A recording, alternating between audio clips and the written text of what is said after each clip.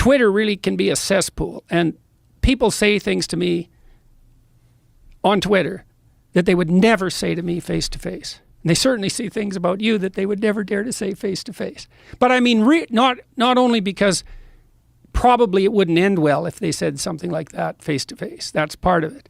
But also partly because people just don't do that face to face. Well, you know what it is? It's talk. So if you are working on an assembly line and you're next to some other guy and, you know, he brings up Ricky Gervais and you're like, fuck that guy. That guy's a piece of shit. And he starts saying all these horrible things about the guy. That's just talk, right? Well, this is just talk, but it's written down. First person to say that to me is Louis C.K. He was talking to me about the way people talk on Twitter because it's just talk. Like, people talk like that all the time. But now when you see it written, you think it is different than just talk. Because it's not the way they would talk to you. So if Ricky Gervais visited that assembly line and he was talking to those guys, then they would have to reflect on the fact that he's a human being. Right. He's right in front of them. You would never say the things that you, even if he was not an imposing, threatening person, but you would never say the things that you would say to that guy when Ricky's not there. You say the same thing if you're in your car, you know, and somebody cuts you off. That's different. That son of a bitch. That's different. It's kind of the same because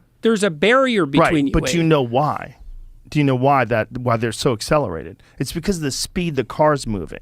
Your reactions have to be very quick. Yeah, so you're in a heightened state. Right, it's a completely different. Like, people always want to say that, like, no, if people were stationary and they were in cars and they looked over at each other, they would never talk to each other the way they do when they're driving fast. Yeah, that's true. It's true. It's a physiological. It's a physiological condition. Because you're reacting to potential you're going emergencies. Like this. You're going 65 miles an hour. You're like, hey, you fucking idiot! Yeah. What are you doing in front of me? It's natural. It's natural. Yeah, that's a good point. You have to learn to manage that, and that's not discussed or talked to people. People say don't get road rage, but they don't just tell you why you're getting road rage. Yeah. A lot of your getting road rage is just your physiological response to the fact that you're going fast and your body's required to make very quick movements. Yeah.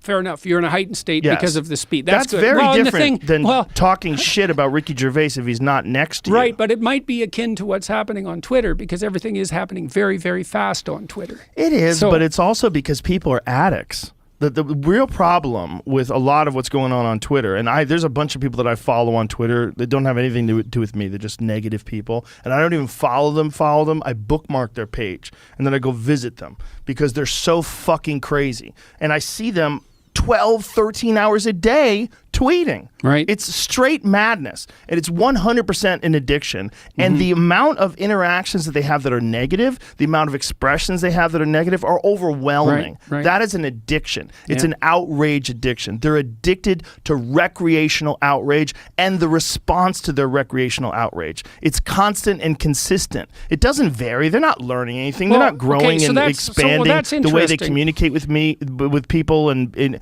becoming better human beings and more kind human beings. They're addicted to outrage. Imagine you do get a kick from that sort of spontaneous outrage, but when you manifest that in the real world, there's a cost. Yes, and the cost is look the hell out because maybe you said it to the wrong person. Well, you also can't get that many interactions in the regular world. So one of the problems, I like that. I think that's very interesting that there's a hit because the thing about anger is a mix of two emotions. It's negative emotion. Yes. But it's also positive. It's approach because if it wasn't, you couldn't fight when you were angry. Well, let's talk about your own comments. When you read your own comments, you could read many comments like, thank you, Jordan, that book was really aligned to help me. And then one will come in and go, you transphobic piece of shit. Yeah. You know, you're responsible for the death of thousands of children who've killed themselves because they can't express their true gender identity. And you'll see that one. And that won't have an effect on you. That's the same as these other people.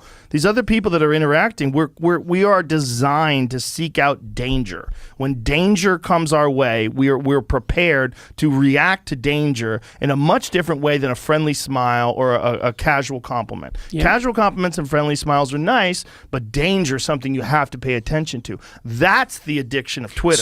So the kind of comment that you described where someone will say, I don't agree with your views and you're hurting all these people, those comments don't make me angry. The misrepresentation of your positions. That doesn't really make me angry. What makes me angry is, like, I think it's something like, it's like casual insult. That makes me angry. And it's because I think That's a tough one, man. It's just shit posting. Yeah, but it's the problem with Twitter is that the price of being a prick has fallen to zero. Yeah. Okay, but that's not true in real life. And so the question is, if someone's being a thoughtless prick to you on Twitter, I mean, maybe one, and maybe this is the proper answer, is that you should just ignore it. Yes. But the thing is, ignoring psychopathic behavior does not make it go away. Well, it goes away to you. Yeah. That's all that's important, Jordan. You can't control the interactions of the 7.5 billion people on Earth, but you can control how you interface with them. Yep. That's the difference. And if you continue to interface with people who 1 out of 10 is going to say something fucked up to you, and that's going to hurt your day, and it's going to hurt your feelings. I have friends that will go on Twitter all day long, comics, and they'll read comments about them, and then you'll see them at the club, they'll be a fucking wreck. Yeah, yeah. And I'll be like, hey, bro, stop reading that shit. And I'll tell them.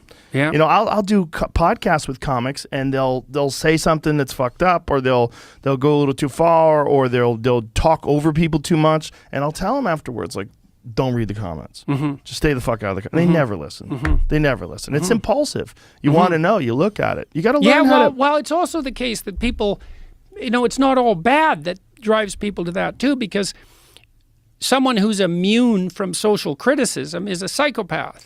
And so you want to be open to feedback, you know, and so I'm not discounting what you're saying, and Twitter in particular is hard to deal with. I read YouTube comments, thousands and thousands of them, but that's a different game. It's more men.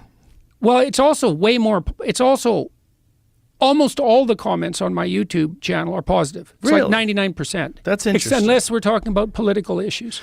I found that the YouTube comments were the first things I stopped reading because they were so negative sometimes, and so disproportionately angry about takes on certain subjects and the way they would, you know, exaggerate interactions with people and make it seem like these were horrible, you know, horrible aggressive exchanges when they weren't.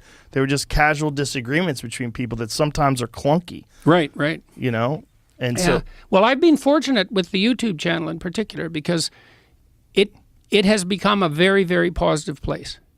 And so I'm very happy about that. I'll give you an example. I was going to say something, though, but let me finish my thought. Because what I was going to say was what I realized is I don't need to read those, and those don't necessarily represent truth.